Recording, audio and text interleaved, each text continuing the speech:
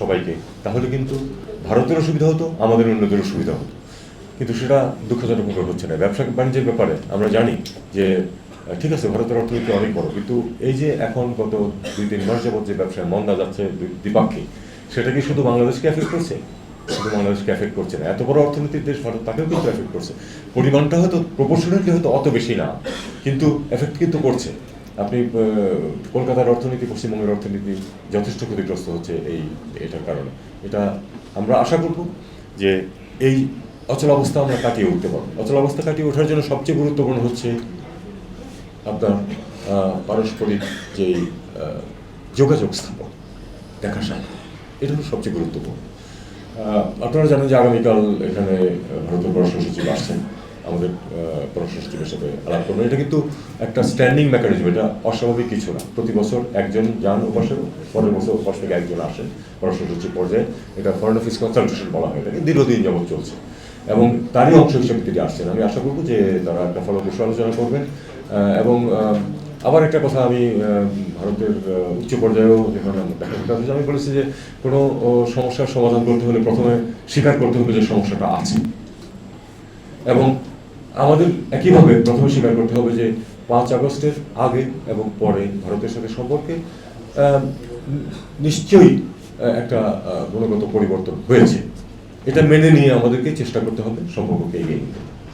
এটা আমি সেই সূত্রেই কিন্তু আমি প্রপোজ করেছিলাম প্রথমে যে আমাদের যে মেকানিজম আছে ফরেন অফিস কনসালটেশন, আমরা এটা শুরু করি এবং এটা আমরা শুরু করছি। সার্কের ক্ষেত্রেও আপনারা জানেন যে অধ্যাপক প্রফেসর ইউনূস অত্যন্ত পজিটিভ এই ব্যাপারে। উনি চান, সত্যি সত্যি চান যে এই জিনিসটা আবার রিভাইভ হোক এবং আমরা আবার একটা আঞ্চলিকভাবে একটা স্বাভাবিক সম্পর্কে ফিরে যাই। এটা হচ্ছে না, এটা আমাদের শুরু করতে হবে। শুরু করতে গেলে আবার কিন্তু একবারে আমরা সব কিছু করে ফেলতে পারবো, চিন্তা না করাই ভালো। এটার সার্কেল কিন্তু মানে ওই যে দেখা সাক্ষাৎ বা মিটিং, তার কিন্তু আবার 3টা স্টেজ আছে, 4টা স্টেজ আছে। সবচেয়ে নিচে হচ্ছে জয়েন্ট সেক্রেটারি পর্যায়ে যে মিটিংগুলি হয়, সেগুলি কিছু কিছু হচ্ছে এখন। কিন্তু আমাদের যদি উত্তরণ করতে হয়, তাহলে প্রথমে করতে হবে যে সরাসরি পররাষ্ট্র সচিব পর্যায়ে স্ট্যান্ডিং কমিটি আছে, তার একটা মিটিং আমাদের করতে হবে। আমরা এখন চেষ্টা করব সেটা করা যায় কিনা। আমরা সবাইকে আহ্বান জানাবো, ভারত সহ, যে আমরা এই পর্যায়ে অন্তত পক্ষে যেন একটা স্ট্যান্ডিং কমিটির মিটিং করে ফেলি। স্ট্যান্ডিং কমিটির মিটিং না হলে যেটা সমস্যা হয়, সাব সেক্রেটারিয়েটের পক্ষ থেকে, বিভিন্ন টেকনিক্যাল কমিটির পক্ষ থেকে যেগুলি সিদ্ধান্ত হয়, তারা কিন্তু সেই সিদ্ধান্ত চূড়ান্ত করতে পারেন। স্ট্যান্ডিং কমিটির ক্ষমতা আছে অনেক অনেক কিছুকে অ্যাপ্রুভ করার।